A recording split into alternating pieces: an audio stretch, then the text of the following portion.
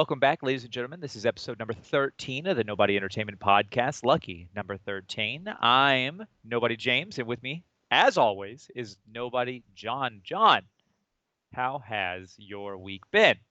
Uh, it's been fantastic.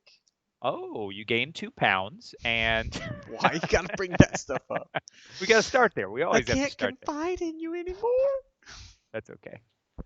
So, what's so fantastic about your week? What have you been up to? Well, I don't know if I complained about it on the last episode, but I broke my phone, You did talk about that. Yep. so I got my new That's phone okay. in, and I got a case for it and a screen protector, but I'm not gonna put the screen protector on because I still like to live a little dangerous. I've You know, never been a fan of the screen protector myself. It always has a tendency to get a little bitty bubble in there, and then that just drives me crazy. It doesn't ever feel just quite right. I don't know. Not my scene, John. Not my scene. well, now I have a fully functional phone, so we're good to go there. I got the juice box in, so I've just got to But once I install get it set it up, yeah. and then call an electrician and say, hey, you need to run 150 foot of 6'3" wire. And, Just lay it on top of the yard. No one really cares, right? right, I'm actually not a big fan of the bracket system. I was reading the instructions for it and I was like, it's kind of weak sauce. It's weak. But it's all right. I'll try to get it as tight and taut as can be. But yeah, no, it was definitely it's weak sauce as far as like the installation, but it's highly recommended on most of the forums you read. It's always in the top two at least. Generally, it's top one, but sometimes people give out for um, who is it? Charge Point. That's the other big contender. Both of them are American made. And then sometimes people throw in a dumb charger because they're like, my car only takes X amount of juice, and I don't see a reason why to get anything expensive with an app and stuff. It's like, well, you're not future proofing yourself. Yeah, I could have got on eBay, picked something up for $275, and then let it burn down my house because somebody jerry-rigged it before they shipped it. That's fine. You don't got a warranty. So that's cool. I got my computer in a new case. I don't know if I talked about that at the last episode because it all You kind talked of about getting it. You didn't talk about getting it in the new case because you hadn't done it at that point. yeah, well, it is now, and I adjusted all the fans, and I even disconnected the fan that comes with it. The case itself, but you hadn't actually swapped out the innards. So now you've got that done. I can see. Yeah, took a while, a lot more than I wanted to, and I adjusted the fans, and I actually disabled the rear exhaust fan because it was the loudest fan. Generally, I use Noctua fans, premium Austrian fans. Um, Sometimes they are an ugly brown if you get the certain varieties. They come in like gray and black. Um, but this Cool Master fan in the back of this case was the loudest fan, and I disabled it, and I just cranked up my CPU fan, which is also in exhaust mode for the deal. But anyhow, works great. No problems. The real question is, does the case and the wires inside look similar to what mine does? Or did you go a No, little and I bit have a more above and window. beyond? I have a Oh, window, okay. so I have to keep it clean. They're not as clean as I would like them to be. Like I can make them a little better, but you're always gonna have some wires. So Fair enough.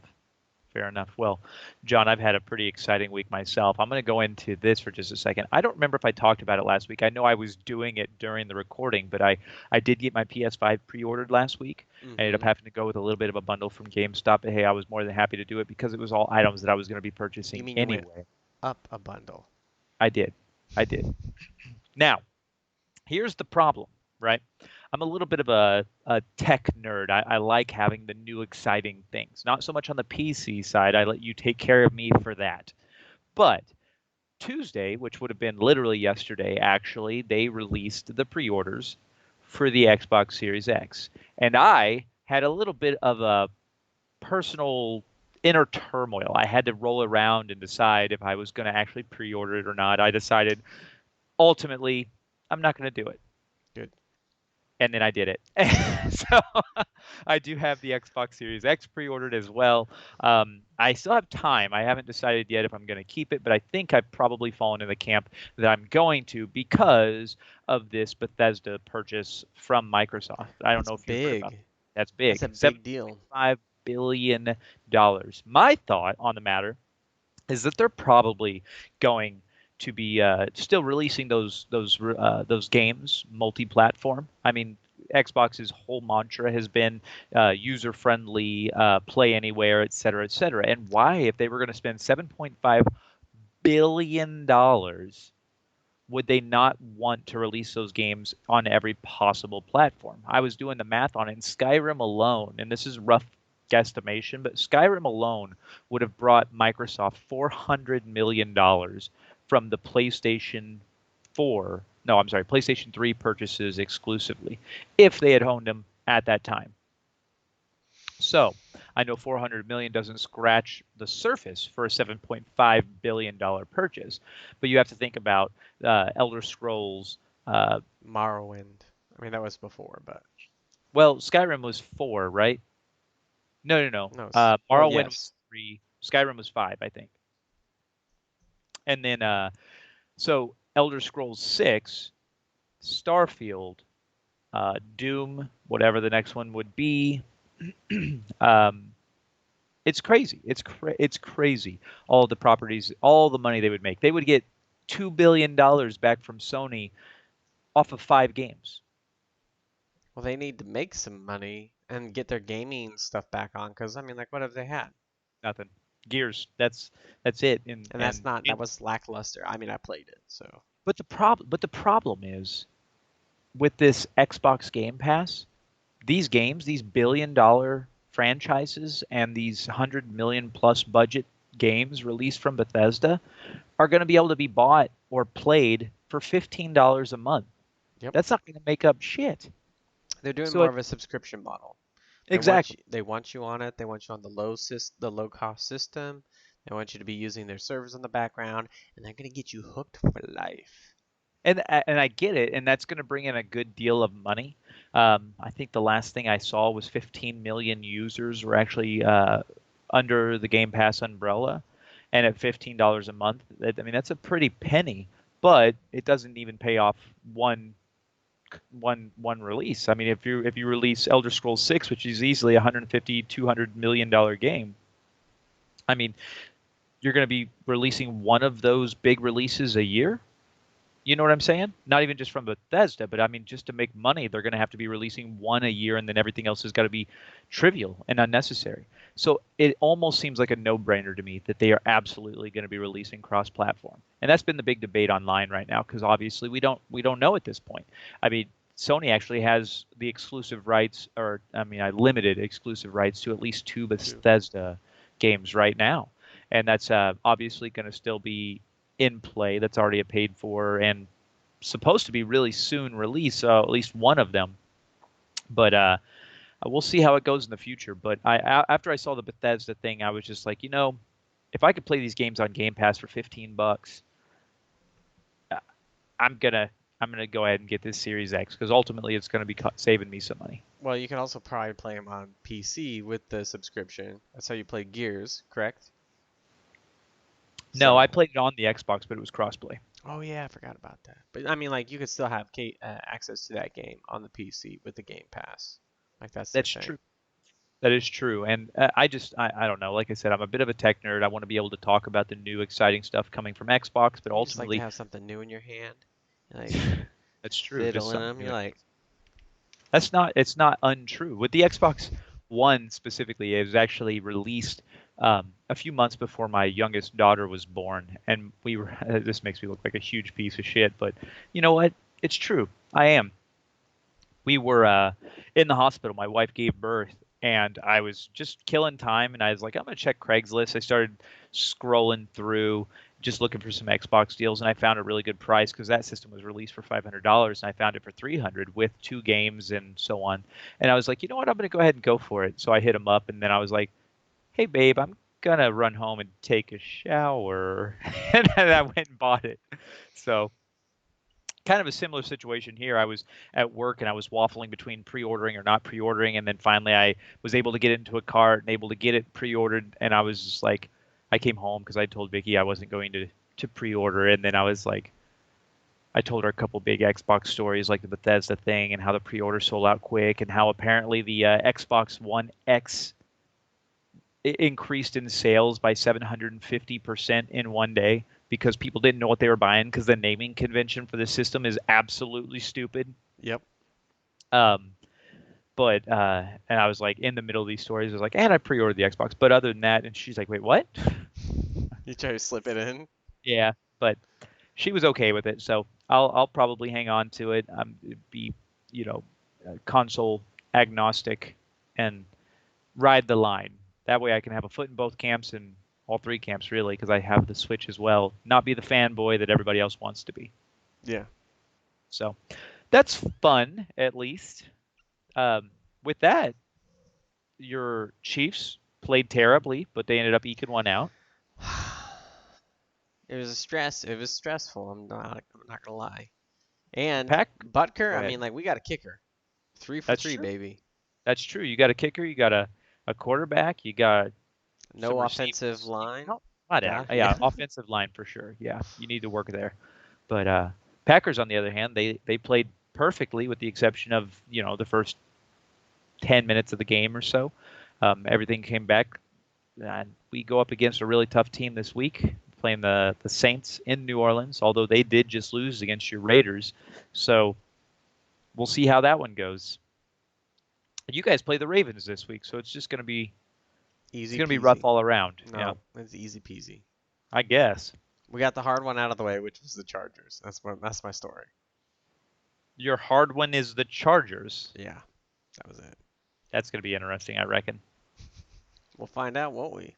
I guess we will. I guess we will. So, with that being said, John, shall we jump over into what's been entertaining us this week? I've been playing Whoa. Super Mario 3D All Stars for the Nintendo Switch.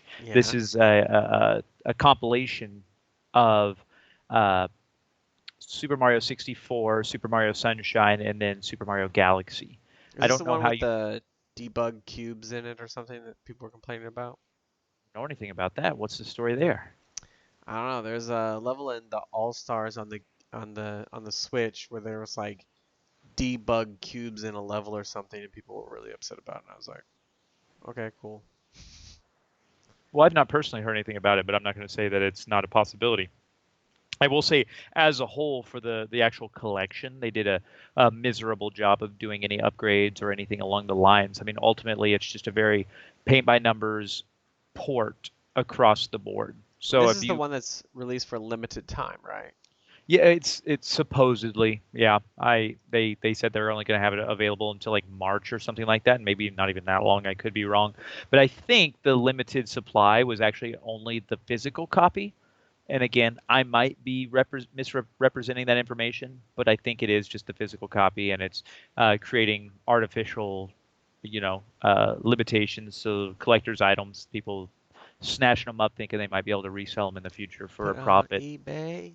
And it's just ultimately not going to work out, I think, because it's going to be, as far as I know, it's going to be available digitally forever. So I mean, these people that have this, this inbox case, in the in case version of the game, they think they're going to make some money, but ultimately, I don't think it's going to work out. But I don't know if you've really been a Nintendo guy, so I don't know if you've played any of these games really. Any of the new ones? No. You say new ones, like did you ever play Mario 64? Yeah, I hated it. On the whatever the Nintendo 64? yeah, the Nintendo 64 with that controller was trash. I hated it, and I hated the joystick that I had to move around with Mario because I could fall off stuff easily. So And like Spyro was okay on that system, but that was pretty much it. I Oh, that was don't on think PlayStation. My bad. I was going to say I don't think Spyro ever came Yeah, to I the didn't Nintendo enjoy 64. the 64 at all. And Star Fox. That was that about it. was that was an awesome game. Yep. That was an awesome game. In hindsight, I don't remember the controller being all that bad, but I think if I were to pick it up now, it would be just generally trash with its one analog stick right in the center of the Trident controller. It was Yeah, what very was up with strange. that? Like, I ain't got 3 hands. No, you had to hold it like this unless you were playing something with the D-pad, and it was just silly. But um, obviously my lineage with Nintendo goes all the way back to the NES. It's still probably one of my favorite systems of all time, if not my favorite system of all time. So I did have a Nintendo 64. I had the GameCube, and I had the Wii, which that's the way that these games were released was 64 GameCube, and Wii. So I've played all of them. Now, Super Mario 64, I loved. I played the crap out of it. I thought it was really, really fun. I don't know that I ever beat it because it's all based around picking up um, Stars. stars and being able to unlock these doors as you move along. And at one point, it got so difficult for me, I just don't ever think I progressed past it. And I think I moved on. Mario Sunshine, I didn't ever own it. I think I just rented it, played it. I loved it on the GameCube. I thought it was awesome. But being a kid at the time, this game was released in 2002. So I would have been, what is that, 16 years old, I guess, 15, 16 years old at the time. I just didn't have the money to go out and buy it myself. I would have been 15. Um, so I didn't ever go out and buy it. So I just moved past it after having rented it for one sitting. And the last one, Mario Galaxy, Super Mario Galaxy, I think I rented it, played it, and it just didn't grab me. The thing about the Mario games, it's specifically the 3D Mario games, is I think that they're just there's obviously there's no plot, and if there is a plot, it's very basic. Like, we got to find Peach, we've got to clean this island, and then You picked him up again, right? pick two. You picked up the games again. Like, Just I don't now? really care about those two games, the one, and here I am buying it again. Well, the way I bought it, or the reason I bought the game, was because I remembered really liking Sunshine for the time that I played it. So out of the package, there was only one that I didn't care for specifically, and that would have been Galaxy. And to be completely honest, I don't think I gave it a very fair shake overall. I think it was something that just didn't really scratch my itch at the time, and I was more into the PS3, which, obviously you and Steven, our friend, was as well. So I've dipped into all three of them at this point, just very, very barely, like very basically. And so far, I've been dipping mostly into Sunshine. I've probably put about 4 or 5 hours into Sunshine because I think it's something that I'm going to see all the way through. And if I were to give my just first impressions, I guess I would say is that the game overall is actually really, really fun. I don't necessarily like how the worlds specifically are completely disconnected. And that what I mean by that is it all takes place on this island, and basically there is a doppelganger Mario that's making a mess on this island, and you It's not get a Wario. no, it's not Wario. You get a water pack, and your job is to clean this island. And as you do so, you unlock new and gather sun sprites or something along those lines, little suns. I think they're just called shines. So you gather those to unlock new levels, and the levels are all pretty. It's interesting to me, I guess, in the sense that the old Mario games from when I was a little kid, they were very disconnected in the sense that you had your hub world, you had your map or whatever, and then you work your way through the map. So it has themes. So you have your regular world, then you have your sand world, and then you have your big world, and then you have your airship world, et cetera, et cetera, et cetera. This still operates the same way. The only thing that gets me is that you go into the same map and you explore to uncover these sun sprites or sunshines or these shines or whatever they're referred to as, and then it kicks you out. So then you pop back in and you get another shine, then you're kicked back out, and then you pop back in and you just keep going back and forth until you get all 8 shines in a level. What I'm used to now, of course, is Mario Odyssey, which you go into a world, you explore the world, and you can grab these moons, is what it is in Odyssey. And you can grab as many as you want throughout the playthrough. It never kicks you out of the world, which I like that aspect. I will admit I didn't really love Odyssey all that much, but I'm thinking it's just because of my mindset at the time. And now I'm going back and playing through these 3D games again. I'm starting to see the appeal, and I'm going to jump back into Odyssey, I think, after all is said and done. But again, first impressions, I think the controls are just a little bit wonky, as it would have been at that time, because again, this game was released in 2002. Um, it's kind of hard to maneuver, but as trial and error persists, you find yourself falling off of ledges where you should be landing, trying to climb back up, falling off a ledge, climb back up, fall off a ledge. And it does kind of harken back to that old school system of, play, die, repeat. And you just keep going for it with like the old Mega Man games or Shinobi games or whatever the case might be. Ghosts and Ghouls and Ghosts and Goblins and things like that. So again, if I were to rate it right now, just off of first impressions, I would be rating Sunshine specifically, and I would say it's a good game. I think it falls into the third category for us. That high? Yeah, it's definitely it's got its hooks in me, And unless it takes a drastic turn, I'm liking the map builds. I'm liking Isn't the continuity broken though? in what way? Well, so if I can recall from Super Mario Brothers 3, the sun is your enemy. Sure. And here you are going around rescuing little suns. Are you capturing them for They're what basically like purpose? sunshine medallions. That's all it Oh, really they're boils down to. medallions. Yeah. Okay. There's no continuity, and I think that's what they do when they come into these worlds is they say I'm going to build a fun and interesting world, and if it plays, it plays, and if it doesn't, it doesn't. But so far in my mind, I can't think of a single Mario game that I just don't love. I play through a game like Odyssey, mostly through a game like Odyssey, and I say for the Nintendo Switch specifically, and I'm like, this is just not hitting, and maybe it's just not for me, or maybe I've grown out of this. I just don't know. Um, but like I said, seeing kind of a little bit of the backstory, appreciating some of the steps that they've taken, I, I think, like I said, I think ultimately it's given me a new appreciation for the series that I never really had in the 3D games because I'm an old faithful platformer person. I love the Mario platformers. Super Mario Brothers, Super Mario Brothers 2, 3, even the new Super Mario Brothers for the Wii was really really fun. So anyway, like Hey, I said, did they as ever of right have? now, Oh, go ahead. Sorry. I was just gonna say, as of right now, I'm gonna leave it on the good scale, and I'll try to update it as I go because I have a feeling my opinions might change. We'll see, Yeah, flippy floppy. Thanks, Mitt I Romney. guess. Hey, did they ever do a level where instead of going left to right, you go right to left? It's a good question. And did they ever? I can't say for sure, but They in my should. mind, I don't remember one ever happening in the first three Yeah. of the side-scrolling platformers. I think that they should do those kind of things. Like, That's the innovation that they've been looking for, John. Why don't you apply gosh, for Nintendo? things. You're like, I have a great idea. Left, or I'm sorry, instead of left to right, we're gonna go Right. right to left. They're Boom. like, Done. you're a genius. Well, just one level. I mean, that's a new thing. Probably screw everyone's world way up. Like, what is this They just arcane keep magic? on. Yeah. I mean, it would be. I don't know. It would be different. So, Yeah, for sure. So, I guess that's where I wanted to start. What else you got going on? for entertainment, that is. Yeah, Talking about. Of course, me and the wife, we watched The Boys. episode 5, right? Yeah, good stuff. Good stuff. Waiting for it. I actually just was watching a bunch of trailers for movies that are coming out in 2020. There was one, Love and Monsters, and it looks really good. I want to see it. It's post-apocalyptic.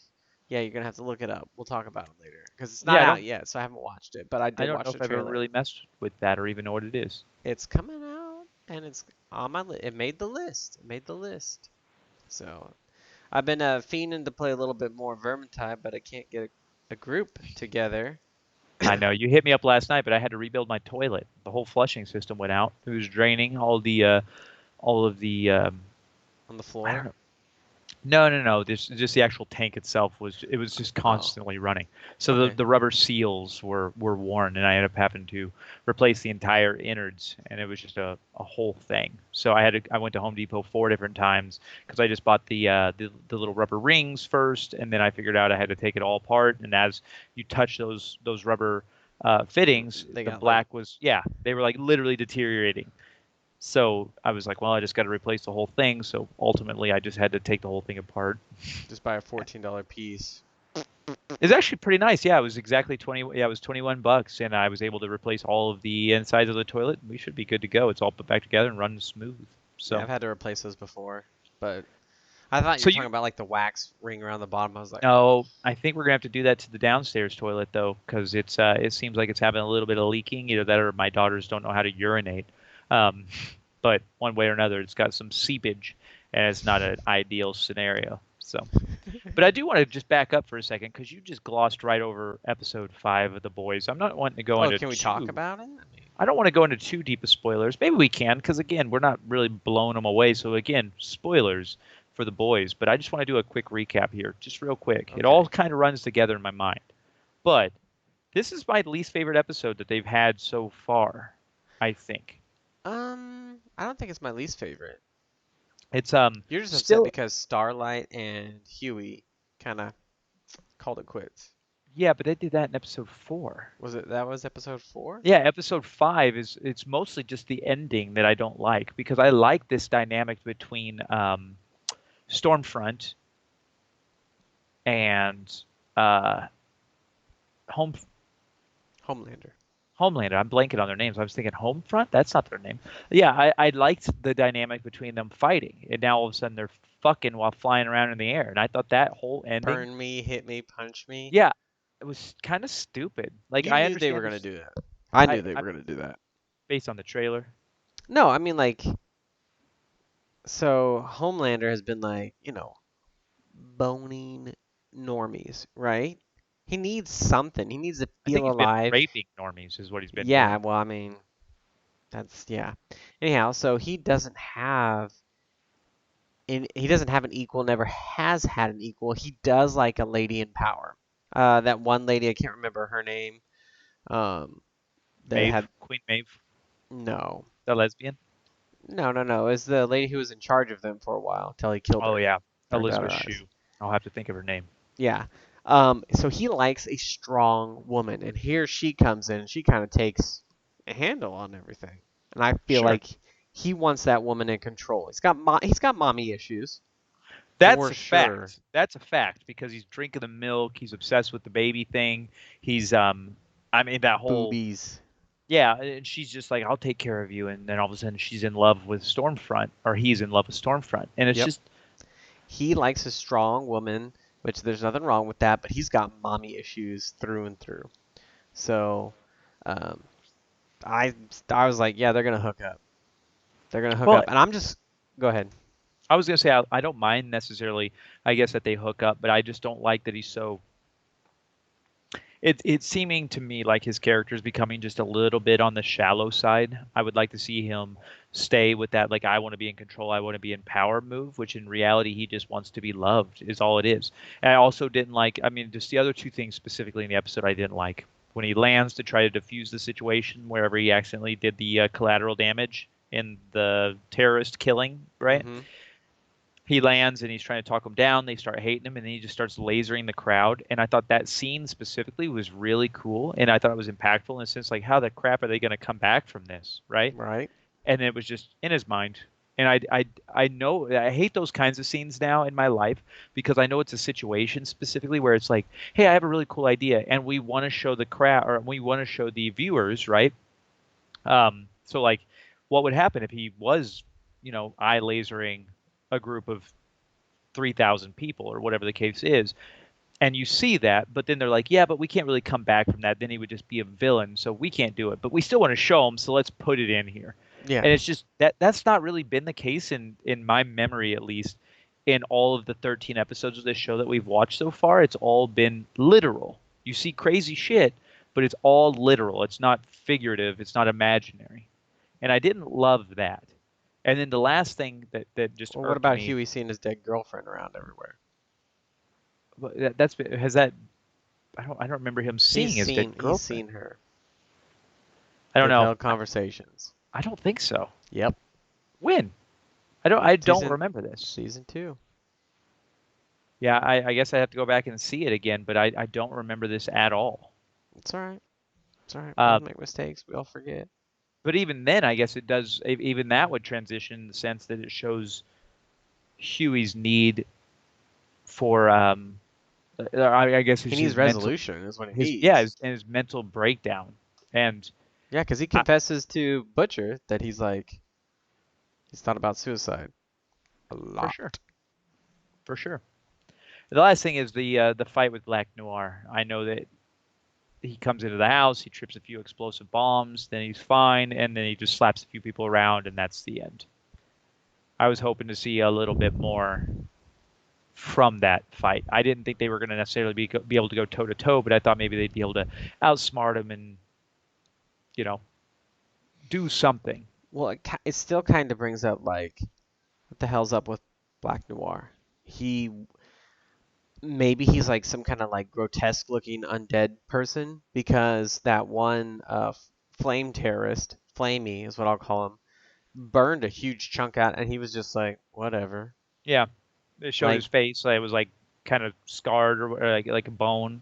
I know I a didn't read the huge comics, so like maybe him and Homelander got into it. I know a huge spoiler from the comics, which I can give to you because it might go a different way. Go But ahead, give it to me.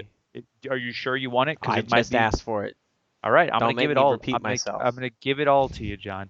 In the comics, apparently, and big spoilers for what might be coming. Um, Black Noir is actually a clone of Homelander. He's just a little bit better, stronger, and faster. So he is lying in wait. So he can't talk. He can't do anything because as the Voight or right Voight, that's the company. Bot. Vought, thank you. They're keeping him in line so that way if Homelander goes out of line, they have a Kill solution for switch. that. Right.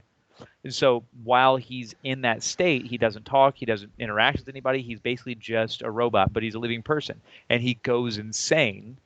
And so when it's revealed that he's actually Homelander, it's this big piece of the puzzle. So it could be going that route. So wait, does that mean Homelander can get hurt like Black Noir? I'm not 100% sure. Because Black Noir got hurt or damaged, so to speak.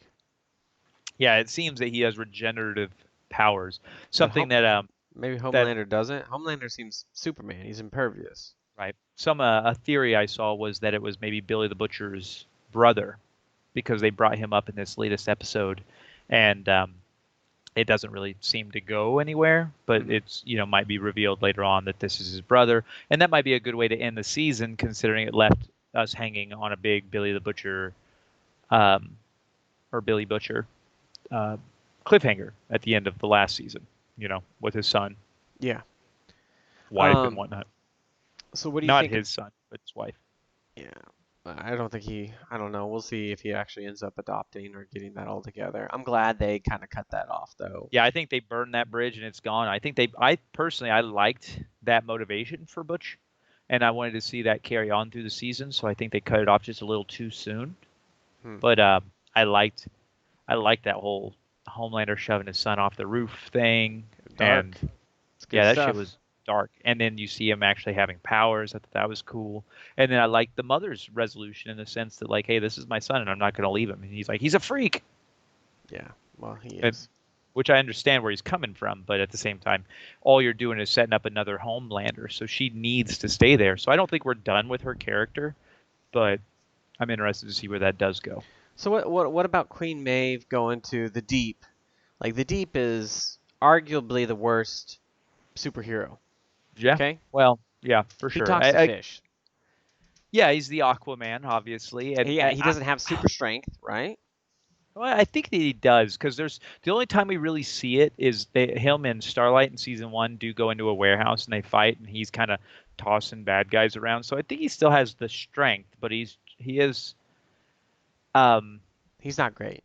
Yeah, he's not great. So I'm interested to see Queen Maeve kind of break out and start looking for a way to take down Homelander, where ultimately I think they might incapacitate him.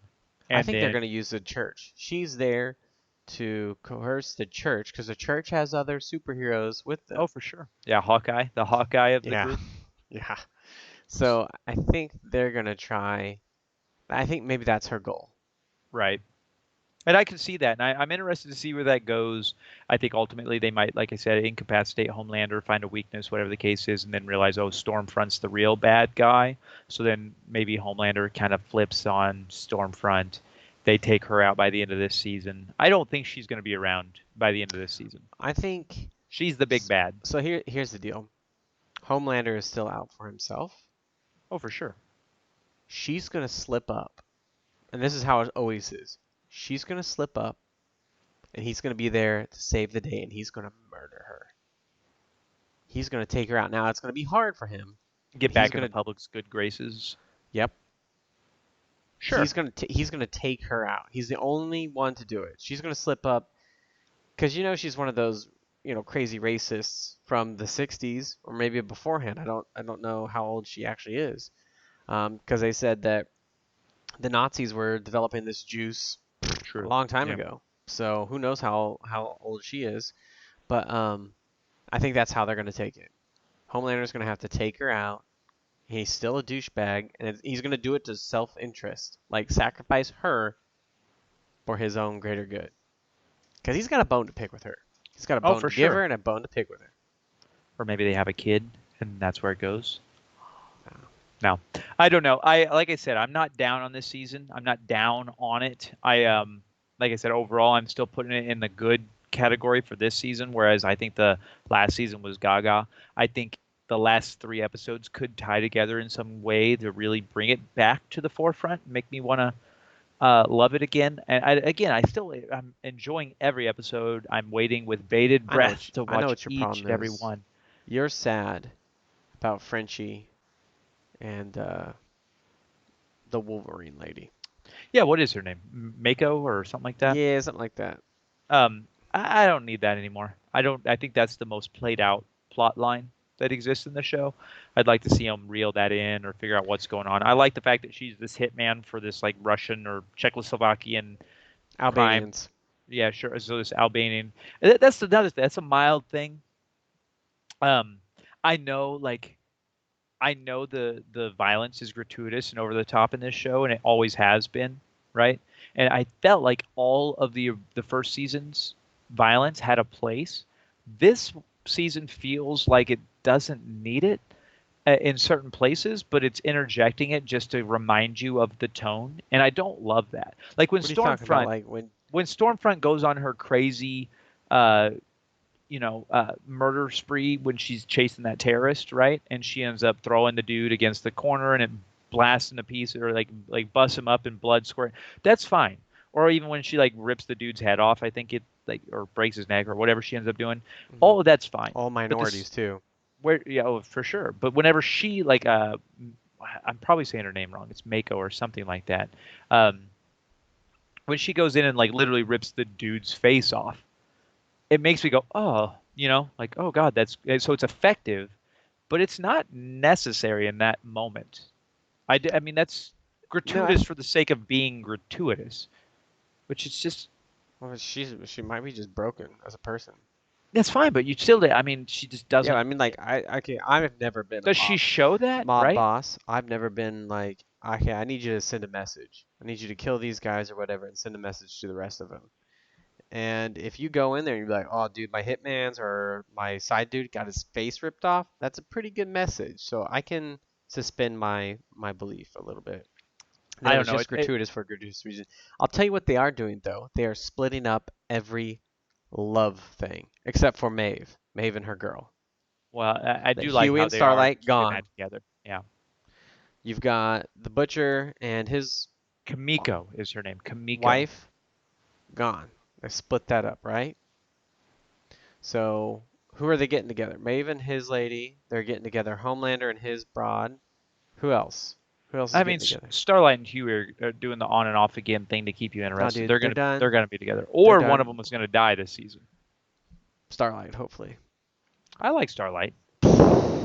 I love that scene actually, where they're at the diner and she goes to save that group, and I think that was episode 4. But when there's like car crash, and he's Yeah, like, "No, you can't. Like people will ID you," and she's like, "Oh, okay." When she's like conflicted, you could see that. I like that. I I like also that. Yeah. like Mother's Milk. Like Mother's Milk's progression, kind of his system. Like he needs to just get back to his family, but he's actually a pretty decent guy. But he knows he's streetwise. I like him a lot actually. He's a good character. Yeah. All of the actors, all of the everything in this show, all the pieces are great. The question with season 2 for me is the sum as good as the parts? You mean season three? Season 2. We're in season 2. Okay, yeah, my bad. Have you I was watched like, another season? Because I haven't seen it. no, I thought we were further than we are. No, I so think the sum again, the parts are amazing, but is it going to equal out to what the show is worth? And I just like I said, I think it'll tie up. I think it can be great. yeah, I just know they're splitting up all the relationships and building a couple of new ones. And I think it's okay. I have a feeling it's going to end up in the great category for me by the end of the season. This season Eh, will be. Yeah, I'm nervous I that hope it's they not hit going to us with be. something good. I'm nervous it's not going to fall in the Gaga category because I want to be Gaga over the show. Season one is one of the best episodes of television I've literally ever seen. I love it. It's great. It's literally perfect. Yep. So I think there's one episode that kind of lulls for me. And it was the Christian fest where the guy's stretchy and Oh yeah. homosexual, but he's teaching people not to be homosexual for God or whatever the case is. That episode kind of was a little bit of a lull, but Well, I kind of like this whole thing because it's a satirical piece.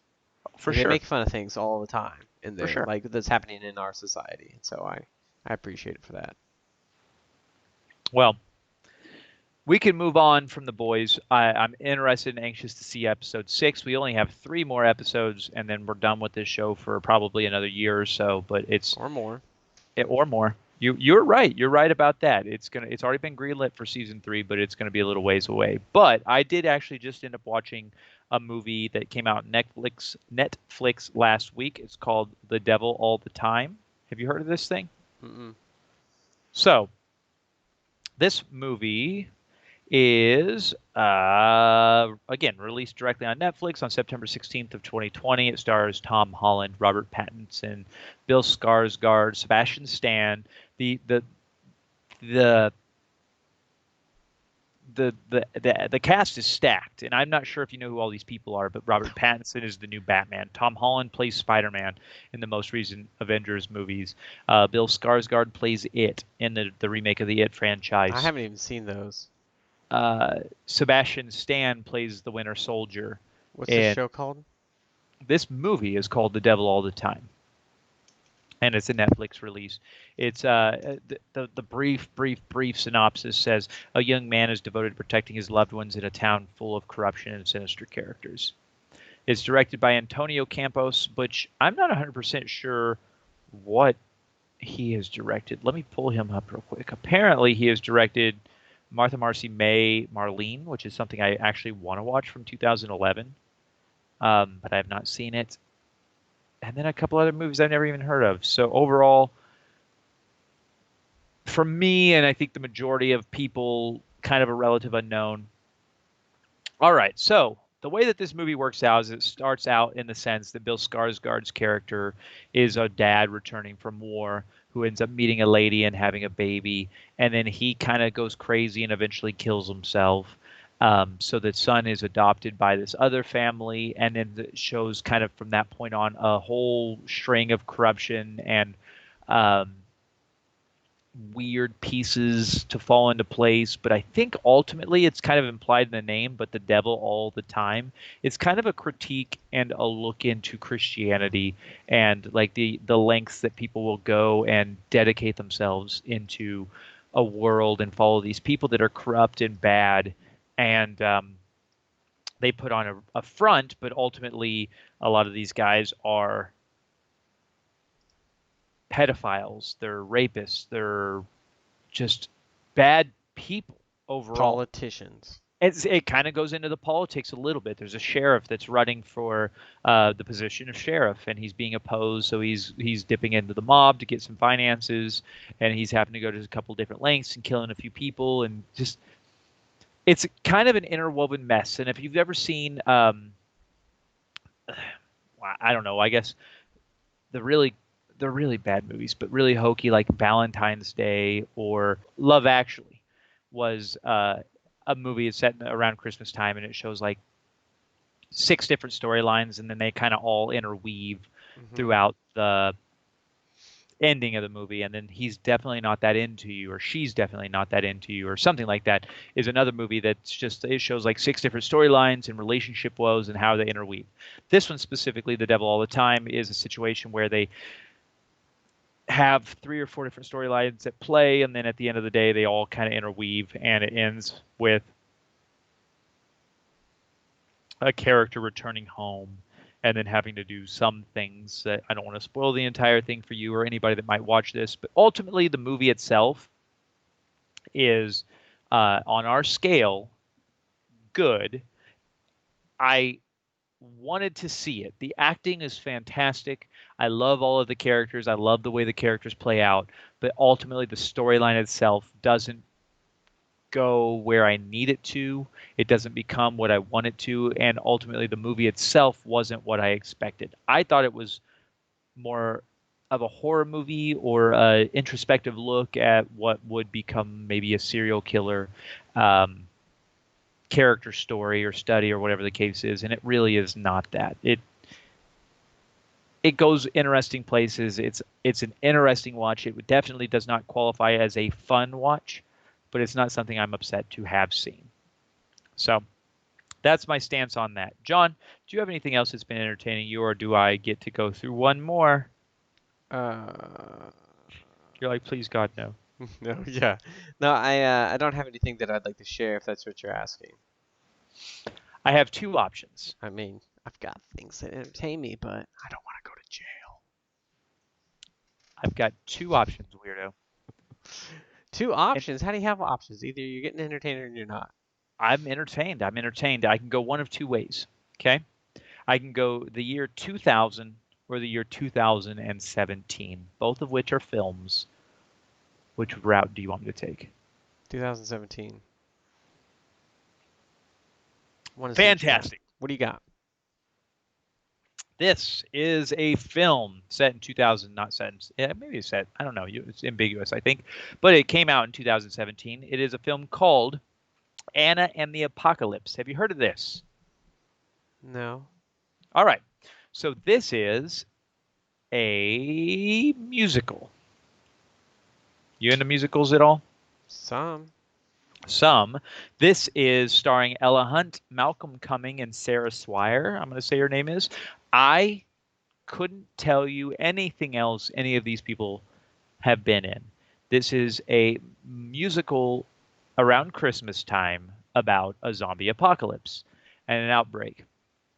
Now, I think if you care at all about musicals or could find any entertainment in musicals, this is a film that you need to watch. It is absolutely awesome. The songs are catchy, they're poppy, and they're at the forefront in the sense that it is something that you could put on and listen to and kind of dance to today or whatever the case may be. The songs don't necessarily have to do with exclusively the zombie infestation or outbreak, um, but they are more dealing with like the social media and the prideful nature of kids today, or in 2017, I guess I should say. I watched this movie actually originally when I was walking on uh, the treadmill. This would have been 2 or so years ago when this movie came out. It came out 3 years ago, but I might have been a little bit behind the times.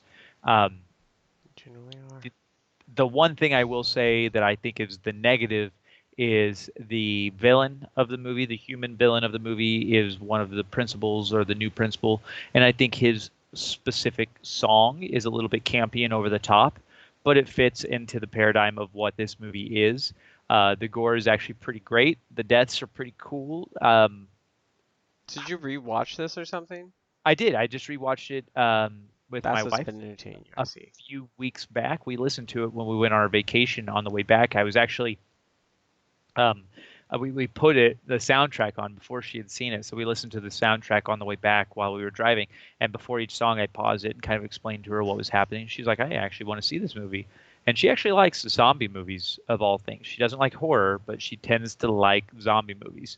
So again, I think for what this movie is at the very least great. I think for people that enjoy musicals, again, it's not for everybody. If you don't like poppy, At least uh, great, so it's like a 4 out of 5.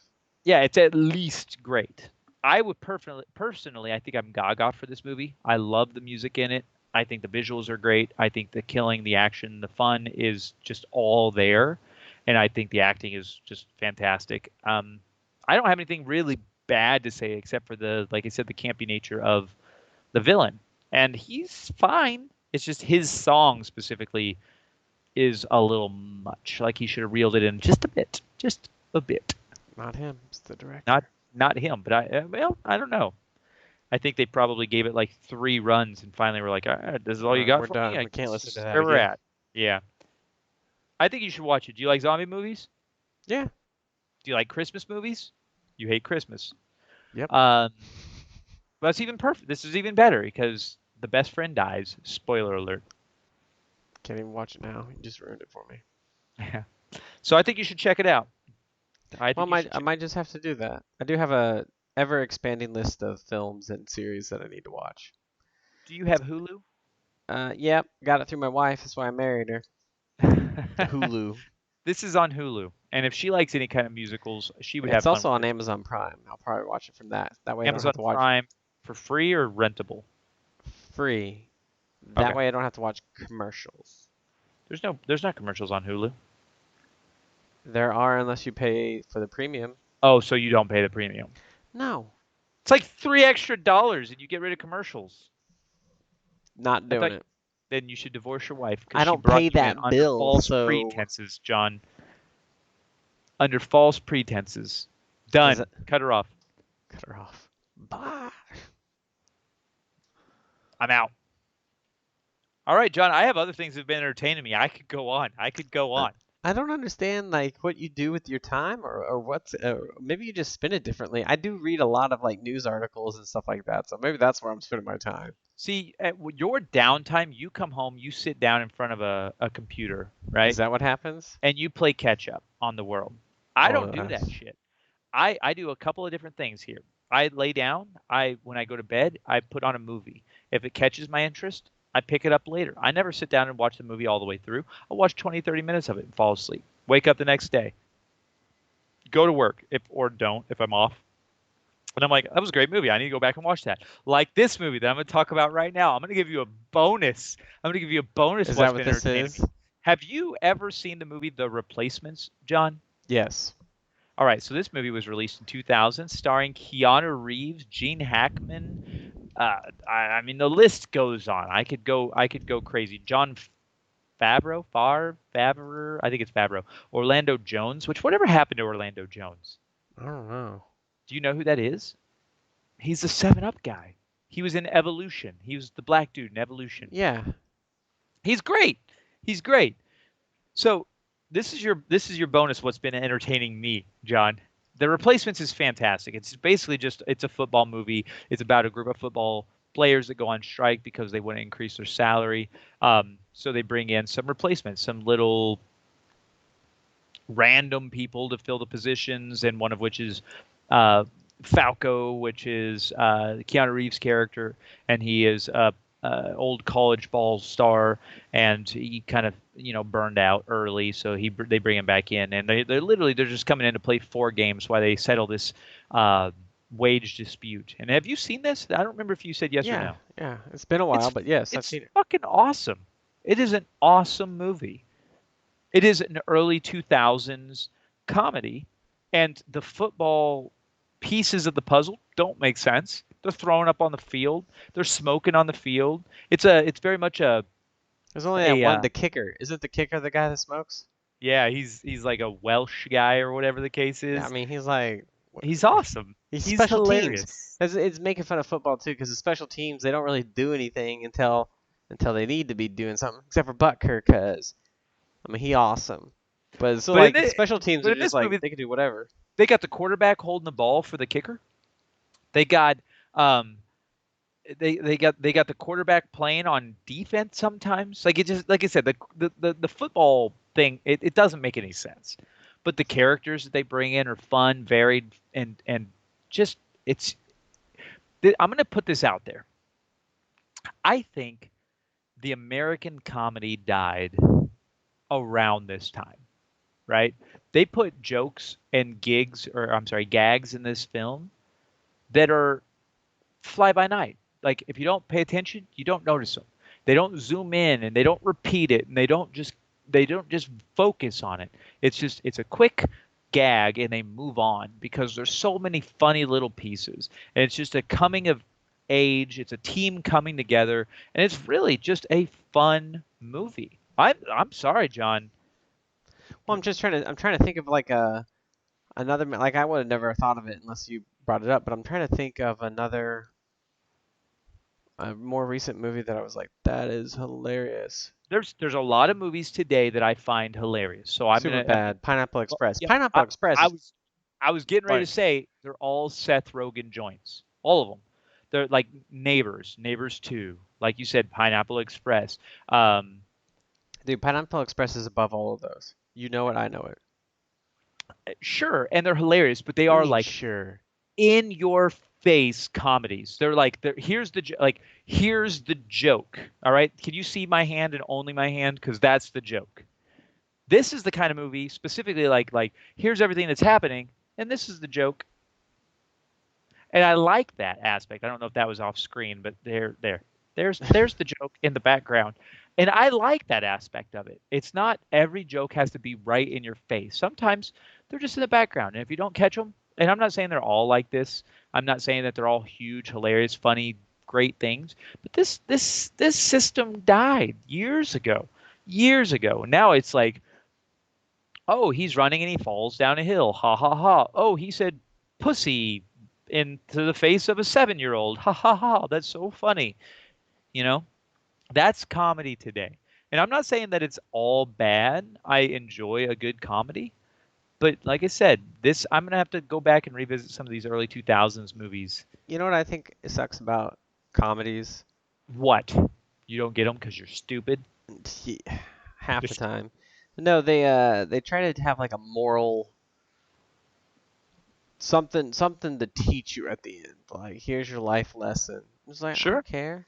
You know what's even better about this movie? The Wolf of Wall Street Replacements. was a good movie too, but then they That's had it's not a comedy. It's a sure. drama for sure. But you know what's great about this Replacements movie, John? You're rooting for the bad guys. You're rooting for the bad guys this whole time. And the bad guys are the stars of the show, right? So this football team is underpaid.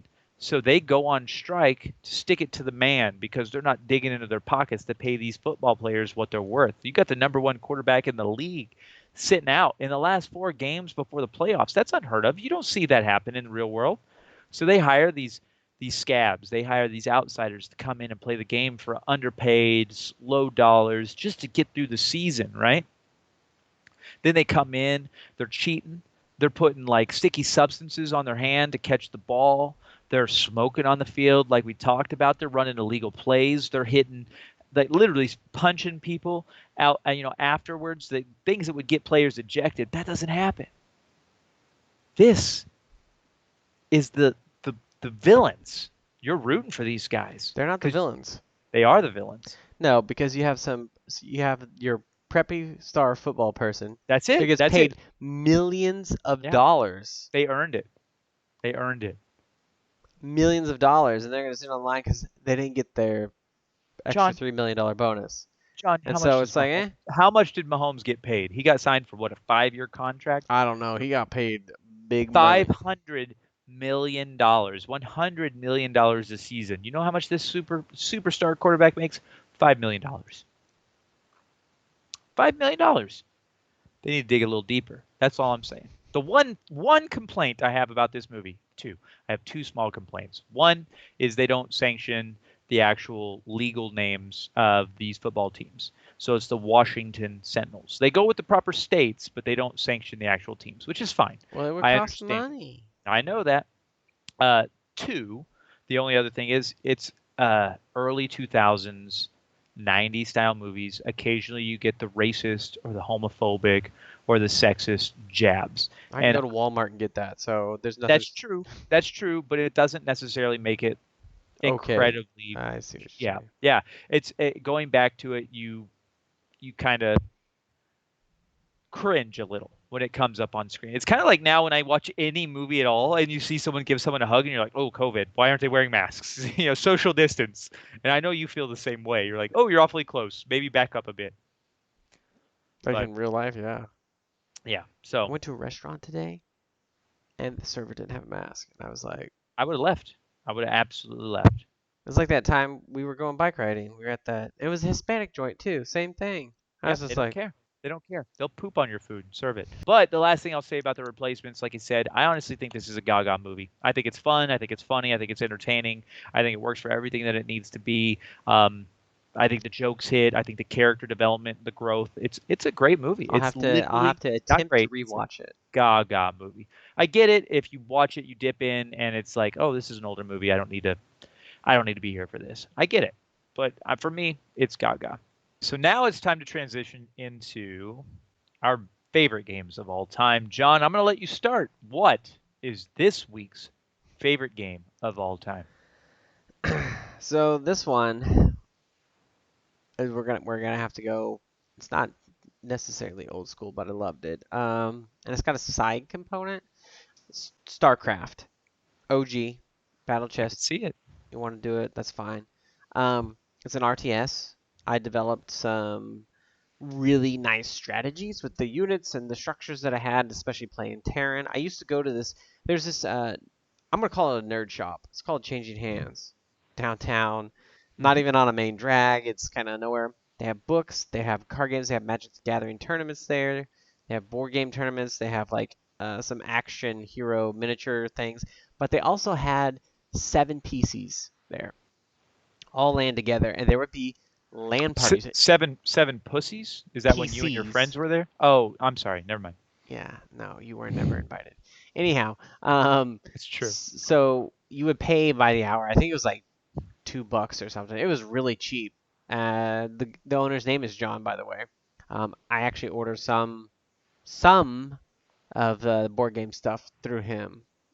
But anyhow, so we would actually go there and play StarCraft tournaments. And uh, back in the day, you just needed one disc, plop it in, load it, put the code in, give your friend the disc, and you just keep on doing that with that one disc.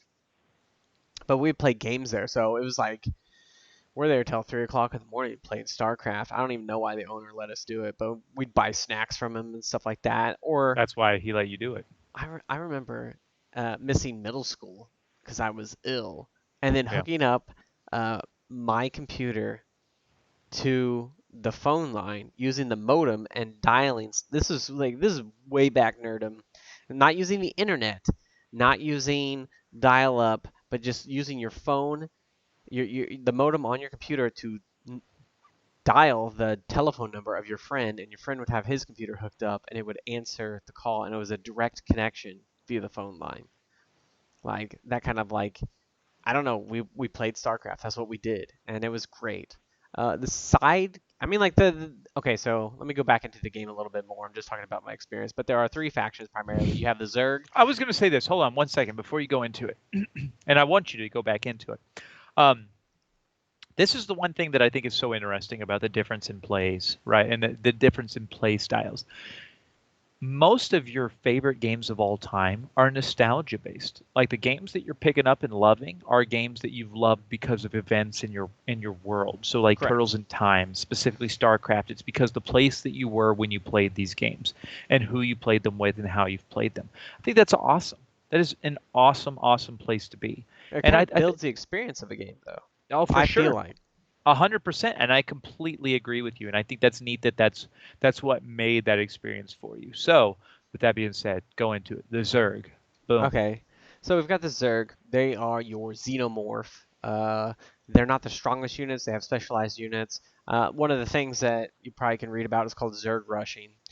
You can spawn one military unit, or well, you don't really spawn a unit. So you have like a hive, and it gets these 3 worms, larvae that you can spawn units for. Their basic unit is a ground unit. For one unit larva, you can spawn 2 Zerglings, and you can do upgrades, evolution upgrades, where they get fast. They can do a lot of damage. They don't have a lot of health. You can just spawn a lot of those, maybe some Hydralisks, which are range units, and you just rush the base. You try to kill because they're cheap, they're dirty, expendable, and you can kill the builders of the enemies. The Terrans are well balanced, really good on defense. They have a couple heavy hitters. They do cost a lot. The Protoss are another alien species.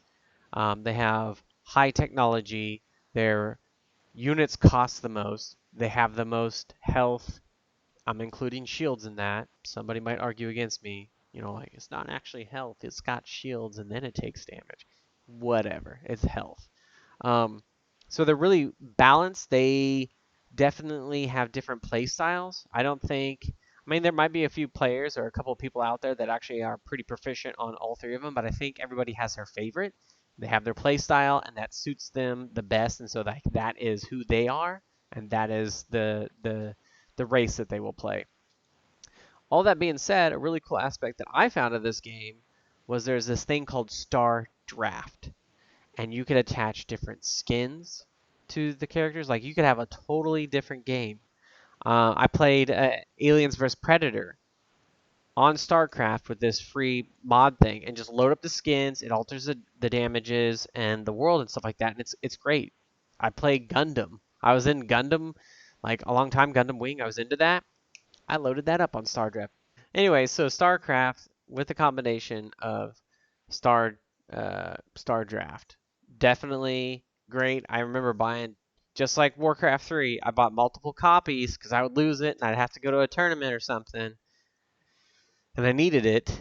You know, I can't do That's fun. anything about it, so it's just the way it is, man.